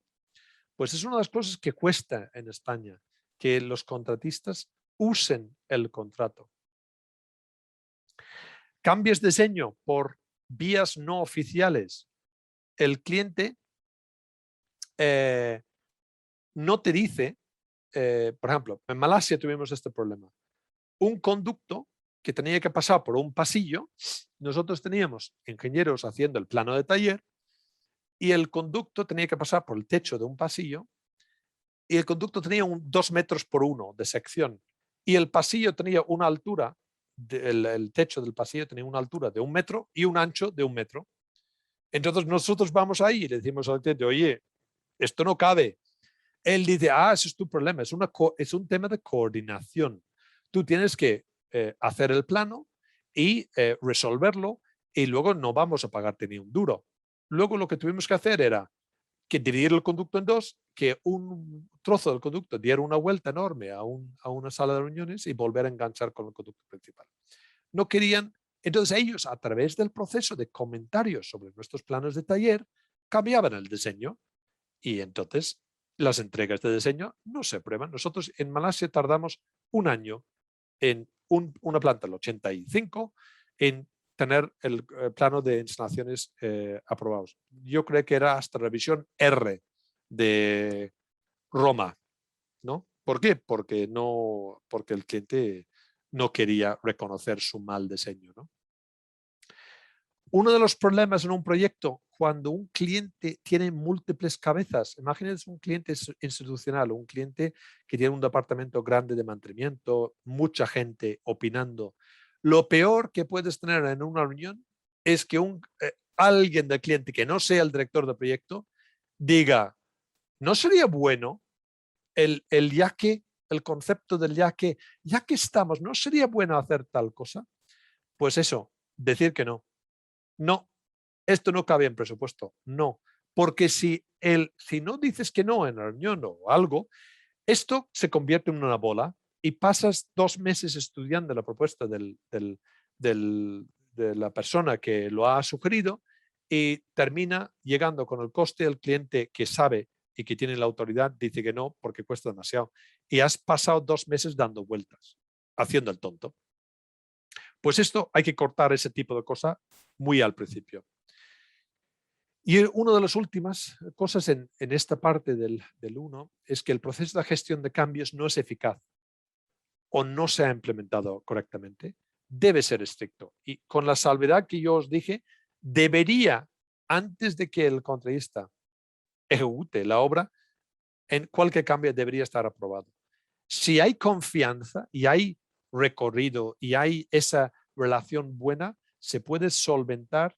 Por supuesto, no se puede pagar al contratista sin el cambio aprobado. Pero para mí, un proceso de gestión de cambios tiene que ser eficaz. Y lo mejor eficaz es que no haya cambios. Es el mejor cambio de todos, que no haya. ¿Vale? Y aquí, una de las cosas que los contratistas tienen una aversión enorme de hacer es poner recursos en el programa. Yo siempre les digo, a ver, tú me dices que tal actividad va a tardar 10 días. ¿Pero por qué? ¿Por qué va a tardar 10 días una actividad? La duración de una actividad debería estar en función de 3 cosas, de la medición, del rendimiento de un recurso y del número de recursos que pones. Pues pon el número de recursos en el programa. Creo que voy a morir antes de que vea un contratista con los recursos del programa. Yo recuerdo en Malasia, en Repsol, donde éramos nosotros el dueño del programa, con unos 30 contratistas, yo sabía que la obra iba a tener más o menos 4 millones de horas de trabajo y termino con 3.900.000 no sé cuántos. Pero yo todas las semanas yo sabía que debería haber tanta gente de mecánicos, eléctricos, no sé cuántos en la obra. Y lo comprobábamos cada lunes con las entradas en los turnos y podíamos estar reclamando a nuestros supervisores de obra al contratista por la tarde del lunes diciendo te faltan 4 tíos o tías o trabajadores o lo que sea, ¿no? Si no tienes los recursos en el programa, muy difícilmente puedes hacer esta gestión. Y perdona, y las obras de edificación no se mueven sin personal, ¿no?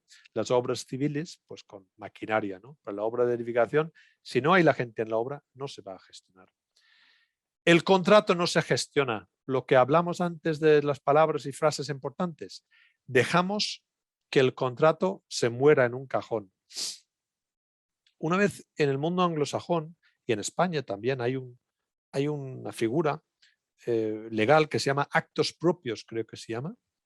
Y actos propios significa, por ejemplo, si yo tengo que amonestar al contratista, yo soy el cliente, le debo amonestar por escrito, según el contrato, si retrasa y no lo hago, yo estoy perdiendo mi derecho a amonestarle.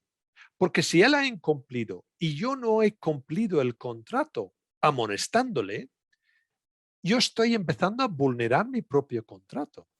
Porque no estoy ejecutando lo que dice el contrato, ¿vale? Entonces, es importante por ambas partes que el contrato se usa para gestionar, porque si no, pueden perder sus derechos en no usar el contrato, ¿no? El contratista, y eso es muy común en España, y yo creo que bastante en otros lados, no ha evaluado la carga de trabajo de preconstrucción. Todas las aprobaciones, las entregas, todos los papeles, todos los procedimientos, todo lo que tiene que hacer antes de empezar a construir. Y entonces se retrasa el inicio. Por tanto, se hunde, yo lo he puesto ahí, se hunde en la preconstrucción. Por lo tanto, toda su gente están tan agobiados que no tienen tiempo ni para revisar el diseño. Porque tienen que revisarlo para contratarlo bien, ¿no? O subcontratarlo bien. No sé si conocéis la figura en el mundo anglosajón, se llama RFI. En el mundo español podría ser traducido como petición de información o solicitud de información. En el mundo anglosajón es una herramienta, creo que relativamente buena, que es el contratista tiene una duda de un plano que pone la cota en tal nivel y otro plano que se pone la cota en otro nivel, y en lugar de esperar a una reunión para resolverlo, sí, perfecto. Perdona, tenía Lorenzo, tenía el chat minimizado. Lo voy a hablar ahora del tema del cambio, ¿no? Entonces, la idea es que esa duda, nada más salir, le pone un número y lo envía al equipo de diseño. Oye, ¿cuál es la cota correcta? Entre esto y este plano, ¿cuál es la cota correcta?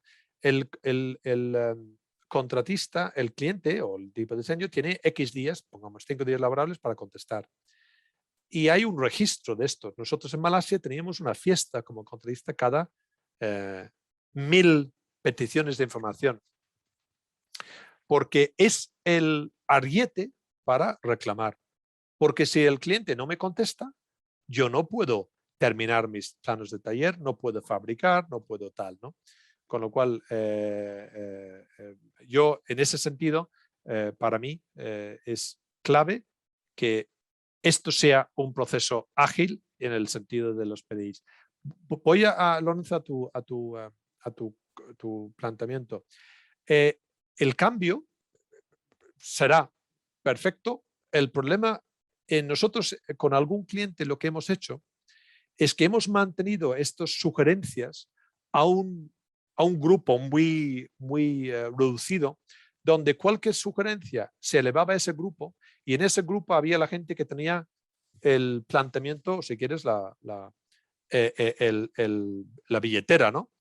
Y si nosotros lo que hacíamos en cualquier planteamiento que sugería, antes de plantearlo, incluso al equipo de diseño o al contratista o lo que fuera, lo estudiamos nosotros a grosso modo para ver en qué orden de magnitud podría ser el efecto del cambio, ¿no?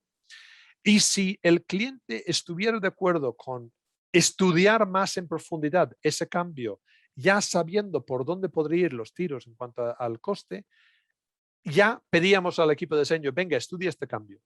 Pero el problema que tenemos es que cualquiera, en cualquier reunión, sugiere un cambio y que todo el mundo empieza a trabajar sobre ese cambio que puede que no tenga recorrido. Entonces, dado que un proyecto empieza y termina en un momento, tiene plazos muy determinados, su alcance, mi opinión, debíamos como project managers proteger el alcance contratado. Esto es nuestro trabajo. Aquí también hay otras cosas contra un planteamiento, es el gold plating, como llaman, el que ya que estás con esto, haz esto. No, no, no, no. Señor cliente, lo que está contratado es esto.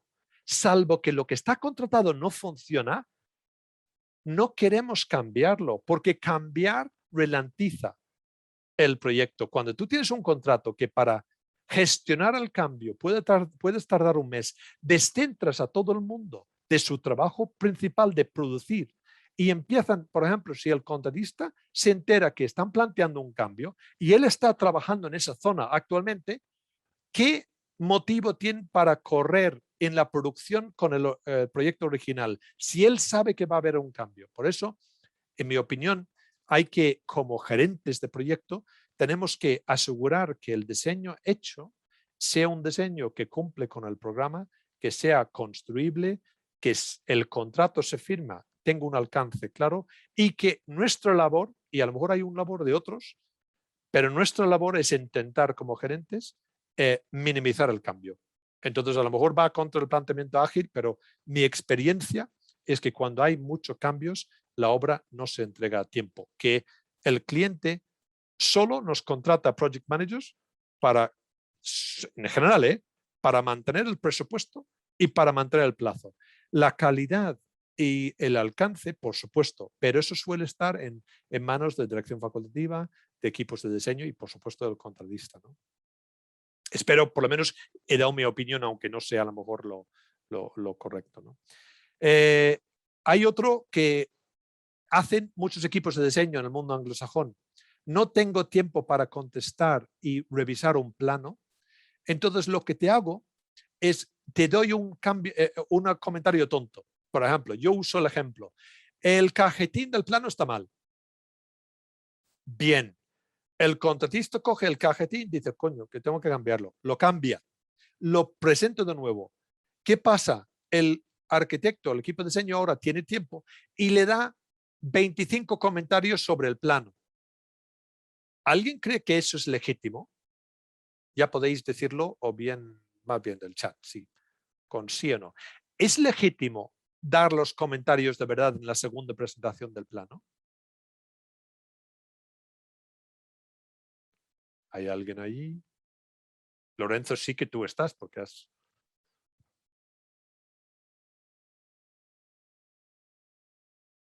Vale, tengo uno. Sí, buenas tardes, sí estoy. Sí, una jugarreta. Absolutamente. No es ético. Pero ¿sabes el problema? Jorge dice que sí. Por ejemplo, mira, es legítimo, perfecto, pero va contra las reglas. ¿Sabe lo que yo hago cuando aconsejo contratistas que se encuentran en esto? Mi opinión es lo siguiente. Si yo soy un equipo de diseño, tengo un contrato de diseño y construcción, soy contratista, y el cliente me hace más de 2 revisiones de comentarios, ¿no? Yo entrego un plano, él me hace comentarios, yo los devuelvo corregidos y él me hace más comentarios. Yo tengo 2 opciones. Con la segunda vuelta, tengo 2 opciones. O matar a mi equipo propio de diseño o ir a por el cliente o por el equipo de diseño, ¿vale? El equipo de diseño que está revisando. ¿Por qué? O mi equipo es malo o me están haciendo jugarretas. Y en este caso es hiper común que yo doy un comentario falso para ganar tiempo, entonces yo lo que sugiero a los contratistas es, si cuando tú entregas de nuevo el cajetín bien y no hay más comentarios sobre el cajetín, los comentarios que llegan sobre el contenido del plano, tú le pides una ampliación de plazo del contrato porque el cliente solo tiene 2 semanas para contestar y está haciendo comentarios sobre un documento que le fue entregado hace 5 semanas. Por lo tanto, retrasa el proyecto 3 semanas. ¿Qué es un juego? Perfecto, pues píllale, vea por él. No lo tomas así en plan, bueno, en fin, ¿qué tal? Y tristemente muchas veces el español en ese mundo tiende a decir, bueno, pues ellos sabrán, en fin, ¿qué tal? Y no saben que están jugando con ellos, ¿no? Y eso es una de las cosas que para mí es poco ético. La subcontratación se retrasa porque todo este proceso de diseño del contratista no llega a hacerse, por lo tanto, se retrasa la subcontratación. Y además, porque el contratista ha ido a la baja muchas veces porque el cliente premia que la oferta más baja, pues entonces lo que hace es que va al mercado y encuentra que ninguno de los subcontratistas entra en precio, con lo cual tiene que ir a más rondas y vas a encontrar uno más barato o uno más malo y entonces se retrasa la entrada en obra. El subcontratista no cumple con la calidad y plazos, ya que pueden ser los de menor coste de calidad. Ya tengo un subcontratista medio muerto porque es el único que entra en precio y él empieza a comportarse, a trabajar como un medio muerto, que el pobre no da más de sí. El diseño y la subcontratación se vuelven paralelos. O sea, empieza ya todo el diseño y la subcontratación a la vez, un riesgo enorme de errores de alcance, todavía los planos definitivos no están terminados y estamos saliendo a subcontratar, ya no sabemos lo que hemos subcontratado, metemos nuevos planos en la mitad de una ronda pensando que hemos adelantado algo y no adelantamos nada. O sea, se empieza ya a enfollonar el proyecto. Y los materiales de larga fabricación no se piden. O sea, los ascensores, los tal y lo cual no se piden. ¿Por qué? Porque no está aprobado el diseño. Retrasa material en obra. Y el último, menos mal que solo, el último, tenemos un último, 3, que pensaba que no había más aquí. El programa actualizado que el contratista va presentando no representa el efecto de estos retrasos, porque está mal ligado, porque quiere esconderlo y se verticaliza el programa. Termina un programa vertical, que es imposible de cumplir. Y luego veremos un poco una curva sobre esto, ¿vale? Última página, os juro, de lo malo. Es la última página de lo malo. Los proyectos grandes tienen mucho malo. La construcción se comprime y comienzan las reclamaciones de aceleración y o la calidad disminuye aún más. Porque si tengo que correr, corro, pero mal. Porque meto demasiado gente, están uno encima del hombro del otro. Yo en un proyecto, curiosamente, en Turquía, un hospital, que el contratista, estuvimos andando por la obra a 2 meses de abrir un hospital y yo decía, ni de coño lo van a hacer. Nos enseñaron un pasillo en que estaban pintando las paredes, nos lo enseñaron con la luz del móvil. Y nosotros pasando por el pasillo con luz del móvil, porque no había luz, pero estaban pintando las paredes. Curiosamente, los turcos cuando se ponen son rapidísimos. Terminaron en 2 meses, abrieron el hospital hasta los quirófanos, ¿no? Yo estaba absolutamente asombrado. Pero cuando tú ves a la gente pintando en un pasillo que tiene que estar iluminados para que la gente pasar con móvil, mal asunto, ¿no? El contratista por fin se pone el día con las entregas y las peticiones de información, pero nos ocurrió en Malasia. Cuando nos espabilamos nosotros para ir pidiendo, montamos una maquinaria de peticiones de información y de presentaciones para aprobación, el cliente no tenía la gente para aprobarlas. Con lo cual ya la pelota lo pasamos del contratista al cliente y la obra seguía yendo mal. El diseño sigue siendo un problema para permitir que el avance de la construcción recupere el retraso. Si yo puedo recuperar, pero sé lo que tengo que hacer, a lo mejor tengo una mínima posibilidad de recuperar. Si no sé lo que tengo que hacer, malo, ¿no? Los problemas enquistados se dan la patada hacia adelante. Es decir, no queremos resolver porque ya las relaciones se están empeorando y yo no quiero permitirme el lujo de sentar a resolver los problemas de forma proactiva. Con lo cual se van acumulando y la solución conlleva que la confianza empeora aún más. Y cuando no hay confianza en el proyecto, es muy difícil que termine bien. Las comunicaciones se vuelven cada vez más contractuales y el contrato ya no se utiliza como herramienta para resolver, sino para enredar. Ya vienen los contratos las cartas citando 16 cláusulas en la misma carta. Me gusta el comentario, la pintura del secado rápido. Eso está bien, pero hay que saber dónde has pintado. Y el fosforente también. Ante todo, el humor. Yo creo que al final lo abrieron milagrosamente. Hay milagros también en Turquía, ¿no? El contratista y el cliente empiezan a protegerse a sí mismos en lugar de hacer avanzar la obra. Ya todo el mundo ya ha entrado en las trincheras y yo he estado en proyectos así y es horrible, horrible.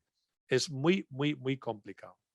La falta de recursos de la obra dificulta el avance. El control de los recursos no resuelve nada porque por mucho que tú digas que te faltan 100 personas, traerles cuesta. Y los subcontratistas no quieren poner los recursos porque han reclamado por aceleración y por retrasos y todo el follón y nadie lo está atendiendo. Con lo cual dice, ¿y encima voy a traer más gente?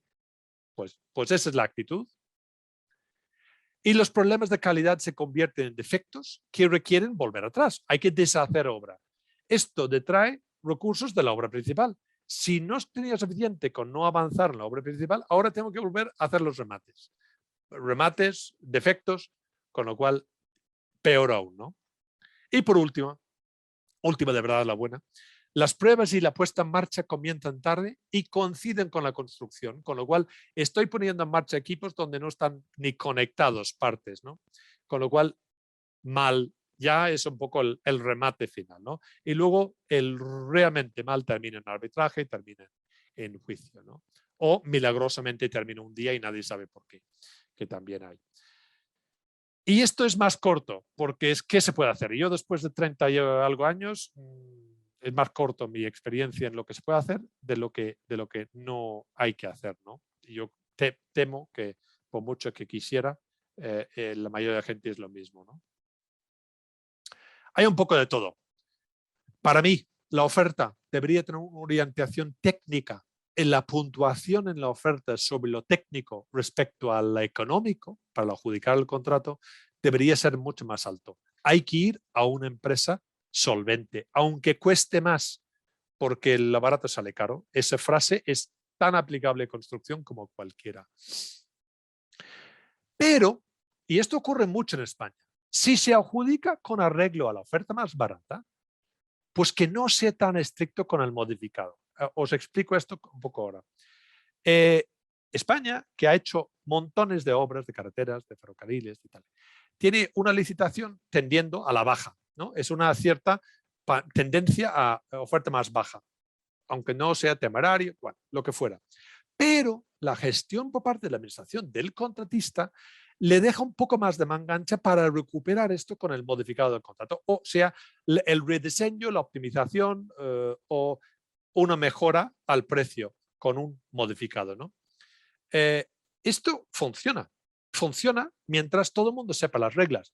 Polonia para el Eurocopa del no sé qué año, hace 6 años o lo que fuera, no lo recuerdo del todo, pero la Eurocopa de Polonia y Ucrania, creo que estaban los dos países.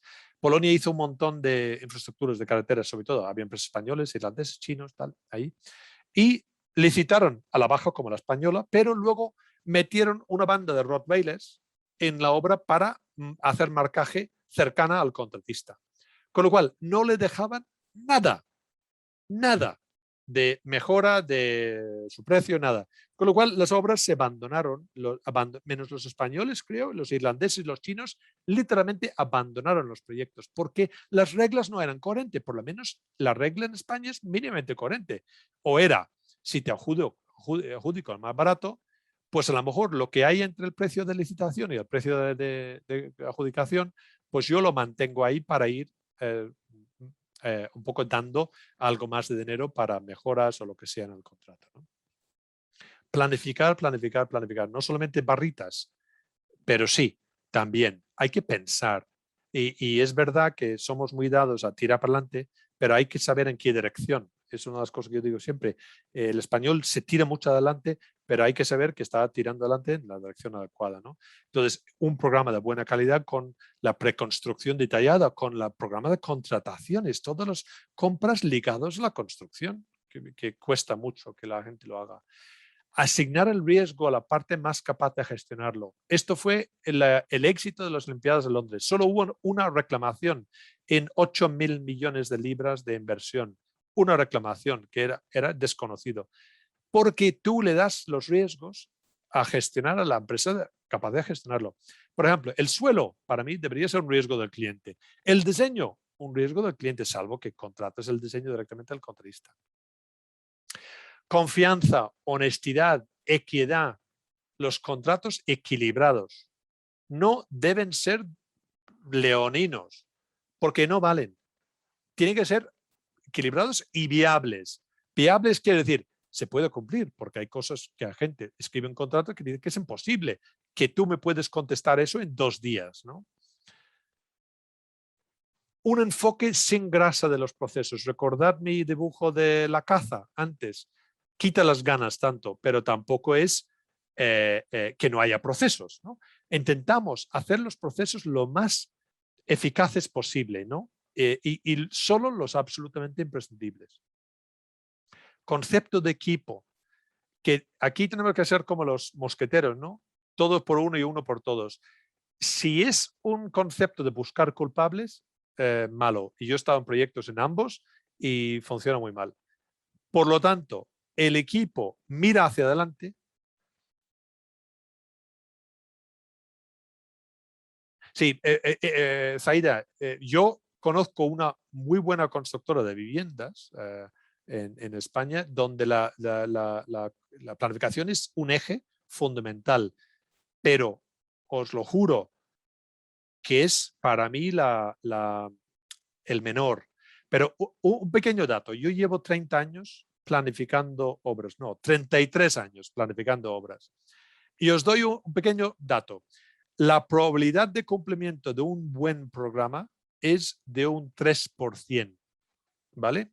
Cuando haces un estudio probabilístico del cumplimiento del programa, es un 3%. ¿Cómo subes esa probabilidad de cumplimiento al 90%, 80%, metiendo contingencias?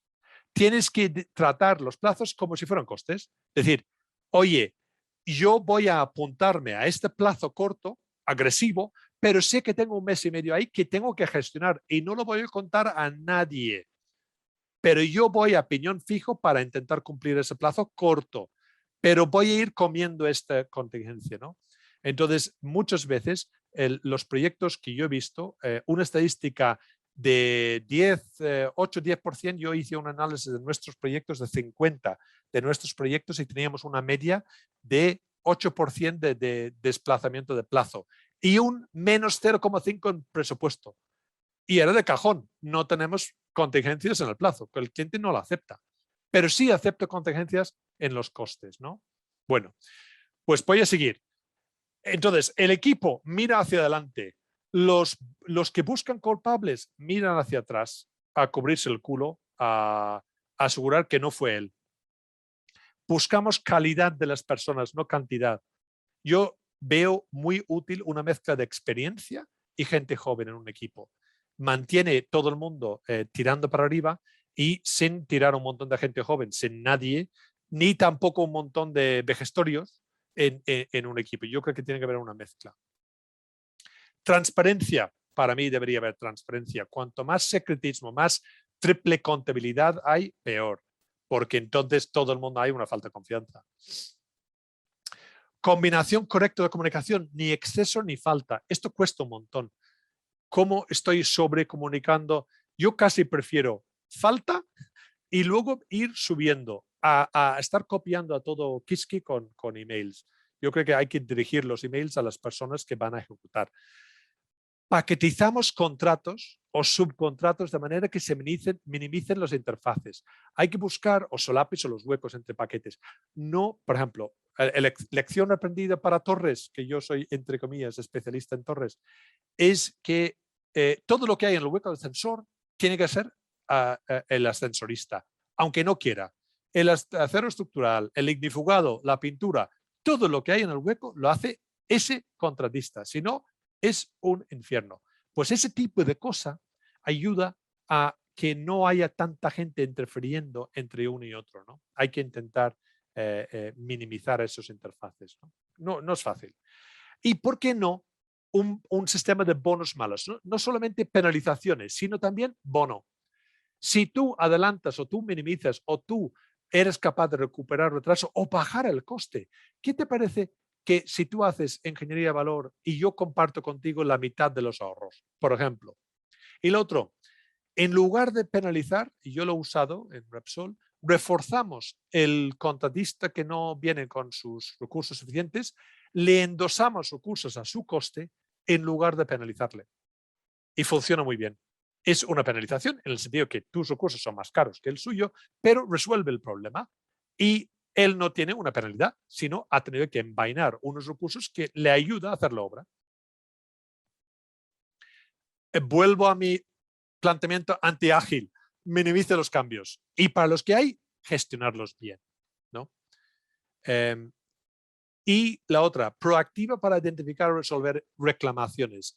Nosotros proponemos a los clientes que en cada reunión semanal o mensual del contratista preguntamos, ¿tienes alguna reclamación? ¿Algún tema que no estamos resolviendo que te va a retrasar?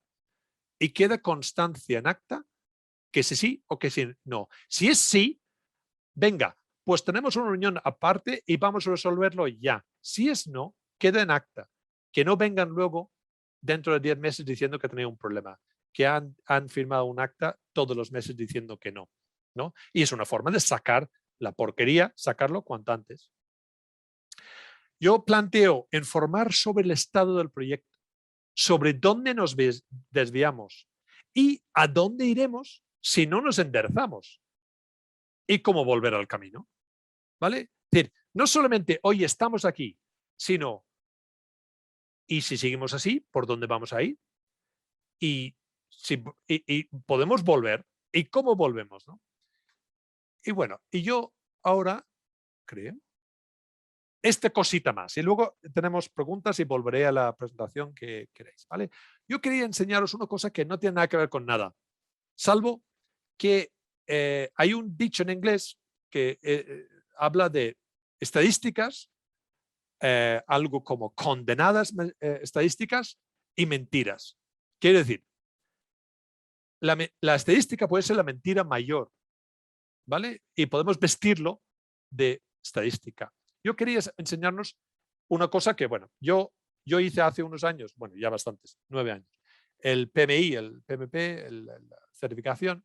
Y una de las cosas que me gustó, me ayudó a entender mejor el mundo de valor ganado y esas cosas. Que al final, el valor ganado es una curva de certificación para los mortales, ¿vale? Entonces, luego los británicos, los ingleses, americanos ponen una cantidad de siglas y historias para complicar la vida. Pero es una curva de certificación que os voy a enseñar. Me tenéis que perdonar, lo tenía montado en inglés y me iba a costar muchísimo ponerlo en español. Pero bueno, esto no hace falta ser un cerebrito, coste y tiempo. Y esta es como si fuera mi curva de certificación, por entendernos, ¿no? ¿Vale? Es decir, una curva S acumulada, esa es la campana de Gauss en la versión mensual, ¿vale? Aquí no hay nada de cosa exótica, ¿no? ¿Verdad? Que es la de toda la vida.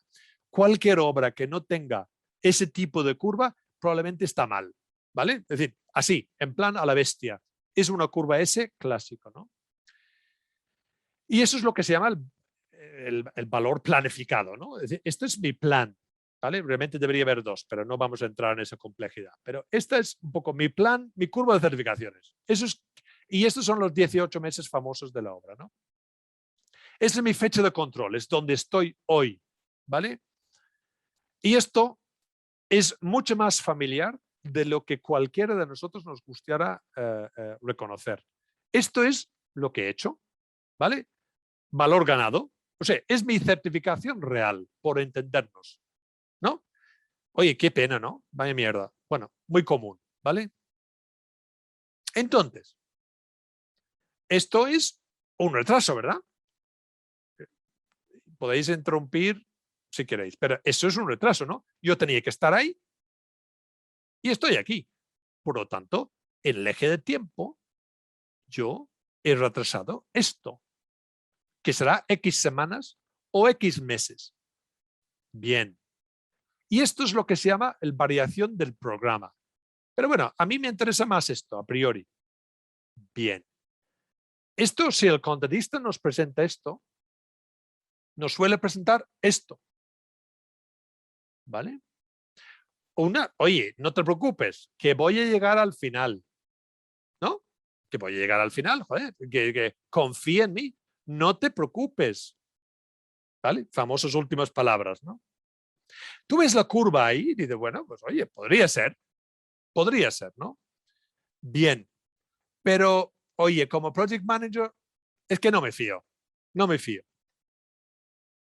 Y yo, que soy un tío así, más riguroso, quito la curva del contratista, o la curva del contratista es una aleluya para mí, y yo meto esta curva. Y esto es el efecto del retraso incurrido, ¿no? ¿Veis? Este retraso incurrido, cojo esta curva que me queda, lo desplazo a la derecha y tengo el efecto del retraso incurrido.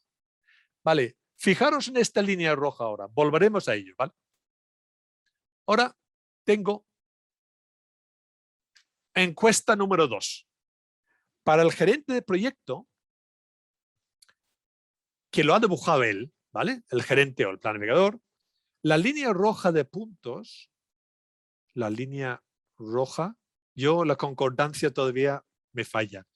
La línea roja de puntos, en vez de rojo, es A, pesimista, B, realista, C, optimista o D, ninguno de los anteriores. Volvemos a verlo.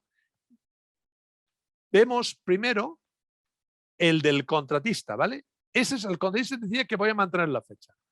El gerente dice que, nanay, que vas a retrasar lo que tenías ahí.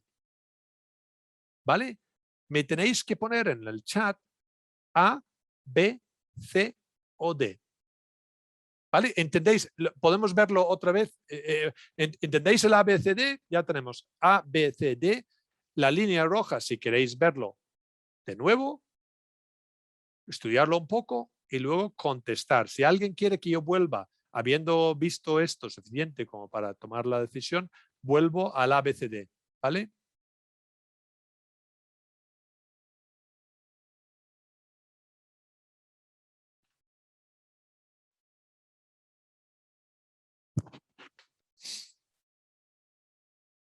Bien, yo creo que unos cuantos os habéis contestado. Bien, C, muchos Cs, B, algún B y algún D. Aún sigue siendo wishful thinking, sí, absolutamente. Mira, yo la lectura de esto es C, para mí es optimista, ¿vale? Y os explico ahora sobre el gráfico. Mira, para entender el por qué es optimista, es lo siguiente. Vale, ya tengo ya todos más o menos, ¿no? Bien, entonces, C es optimista por lo siguiente. Si hasta ahora, ¿veis esta curva aquí, el verde? Esta curva verde era mi planificado. De forma sistémica, yo he estado haciendo casi un 50-60% del rendimiento previsto, ¿verdad? De la certificación previsto, por entendernos. He estado haciendo un 60% de la certificación prevista, pero desde el principio. Y de repente, desplazando esta curva, recordad, esta curva es mi programa base, es mi 100% de rendimiento previsto. ¿Entendéis? Mi programa base es yo a tope, yendo a 100% de rendimiento, saco esta curva de certificación. Pero dado que he ido a 60, desplazando esta curva a la derecha para formar la curva roja, estoy pasando en una hora, desde el 11 de la noche del día antes de esto, donde llevo desde el principio de la hora haciendo un 60% del avance, voy a convertir ese 60% de la noche a la mañana en 100% con esta curva. ¿No entendéis la aberración que es esto? Que estoy diciendo que mañana todo lo que ha pasado hasta ahora del 60% del rendimiento va a acabar y vamos a ir a tope, al 100%, ni plan de recuperación ni leches, automáticamente. Con lo cual, esta curva es una aberración como gerente de proyecto. Y lo que debería de ser, y por lo tanto es la optimista, y lo que debería ser es algo que sea una proyección de la fecha final basado en una proyección del progreso actual, ¿no? De tal forma que yo estoy diciendo, señor contratista, si sigues con el ritmo que llevas prácticamente desde el principio, vas a ir ahí. Si te pones las pilas echando leches, puedes acercarte a la línea roja. Pero tu fecha final, lo más probable es que está en algún sitio entre este punto de la línea roja y este punto de la línea azul. Es muy poco probable que vuelves a la línea verde. Y ellos se quedan tan contentos dándote esta curva donde no, aquí no pasa nada. Pero es casi peor mi curva roja, porque es decir, bueno, pues esto es, cada semana que retraso lo empujo una semana más, ¿no? Entonces, esto es una demostración que las curvas tienen una utilidad, porque no hay que ser un cerebro. Hablar del camino crítico y todo es fantástico, pero cuando tú ves una curva así, ya sabes que la cosa pinta un poco mal, ¿no? Bien, ok. Y yo he llegado al final, entonces habíamos quedado en que íbamos a tener un poco de tiempo para preguntas, 8 minutos para preguntas. Dispara de viva voz el que quiera o el que quiere ir a casa, pues lo que queréis.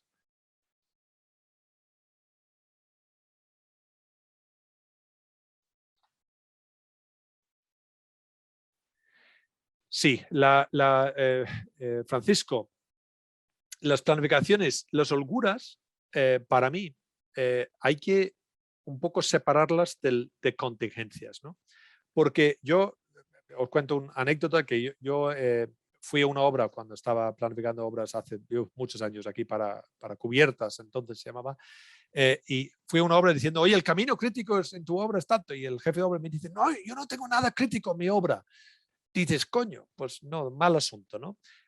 Una obra normal sin contingencias se compone de un camino crítico y un montón de actividades con holgura, ¿vale? El camino crítico va desde el principio al final y mi idea sería que las contingencias fuera posterior a la fecha final de la obra y fuera una contingencia manejada solamente entre el cliente y a lo mejor y el project manager, ¿no? El guión que comentas, Jorge, para que hay que cumplir, mira, yo te cuento, y no es un éxito total, ni muchísimo menos. Nosotros llegamos al proyecto de Repsol con una obra empezada, llevaba un año, iba retrasadísimos, yo hice un programa base y yo calculé que íbamos a terminar en diciembre del 2008. Empezamos nosotros al final del 2005. El cliente me decía, Martín, no, porque el contratista tiene un programa, todavía el contratista general estaba ahí. El contratista dice que va a terminar en marzo, con lo cual no puedes decirme ahora que va a ser diciembre. He dicho, mira, José Ramón, lo que vamos a hacer es que yo pongo un programa con marzo, pero yo te voy a justificar todas las cosas que van a ocurrir desde marzo hasta diciembre del 2008, 9 meses, donde se va a retrasar, porque por esto y esto y esto, entonces le meto todo. Y entonces tuvimos el certificado final de obra el 27 de enero del 2009. ¿Vale? Que no es el final de la obra, que es engañoso, ¿vale?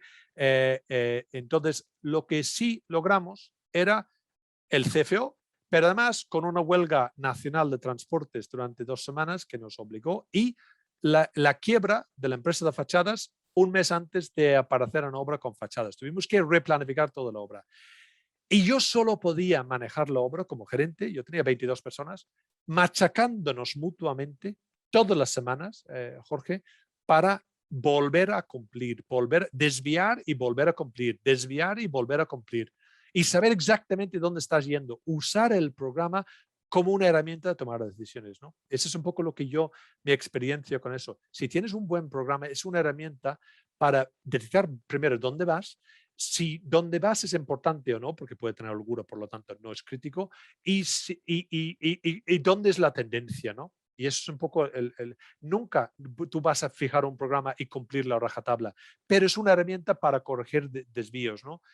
Yo lo veo así, ¿no? Es verdad que el acertar el futuro, pero por ejemplo, joder, que los proyectos tampoco son tan únicos ahora. Yo creo que una obra de vivienda, 18 meses, ¡hala! Ya está. Y no suele tardar mucho más que 18 meses una obra normal, ¿no? De viviendas. Pues tú puedes acertarlo porque piensas mucho al principio, metes un calendario donde tienes efectos de viento, efectos de festivos, efectos de baja temperatura, metes todos los posibles variables que puedes tú pensar de antemano y luego llega el Filomena y dices, esto es imposible, ¿no? Pero por lo menos el mal tiempo típico o el viento típico a 250 metros, como el caso de Repsol, pues lo puedes contemplar, ¿no? Que no quita que estás constantemente recuperando, ¿no? Jorge, sí, Jorge, yo llevo toda la vida en esto y mira, podemos decir que en España lo hacemos fatal. Yo voy por ahí y sinceramente, Jorge, tampoco está mucho mejor. La planificación es la María. Es así. La pasta la gente lo domina porque lo bueno de la pasta es que suma un total al final de un presupuesto y la gente entiende el número, entiende la pasta. Por eso yo hago la broma del cartel de obra que tiene los céntimos, porque todo el mundo entiende de céntimos, pero la gente, el tiempo es una cosa tan libre, ¿no? Que la gente no lo aprecia del todo, ¿no? Bueno, algo más. Señores, tenemos 2 minutos, que yo encantado de gastar los 2 minutos, pocos más. Pues ya está, parece que no. Pues nada, Ignacio, parece que ya les he agotado. Bueno, no, yo creo que no. Ha estado muy, muy, muy interesante, sobre todo porque has ido barriendo todos los pues, problemas, conflictos que se generan, ¿no? En fase de proyecto, de construcción, y luego, bueno, pues qué se debería hacer también de una manera muy Sí. resumida. Y has estado muy, muy, muy bien. O sea, has sido capaz de sintetizar lo que viene pasando de manera habitual en todas las obras del mundo mundial, ¿eh? Esto es el pan nuestro de cada día. Así es que Pues sí. muchísimas gracias. Nada, Gracias, Martín. encantado y ya para alguna otra vez feliz de colaborar, ¿vale? Como siempre, un placer y serás Venga, bienvenido cuando quieras, ¿eh? muy Estamos bien. aquí. Vale, Ignacio. Muchísimas Hasta luego. gracias, Martín. Adiós. Bueno, para los alumnos de máster que tenéis ahora clase con Marcos, pues bueno, cierro esta sesión, abrimos la otra y si queréis 10 minutillos de descanso, ¿vale? Y a -20, pues os conectáis y arrancamos ya con la clase que tenéis con Marcos Mulera, ¿de acuerdo? Y al resto, pues muchísimas gracias a todos. Espero que os haya resultado interesante y lo he dicho el lunes, bueno, pues os enviaremos la sesión grabada a todos, tanto si os habéis podido conectar o no. La vais a tener a vuestra disposición. ¿De acuerdo? Pues muchas gracias a todos. Un fuerte abrazo y un saludo. Gracias.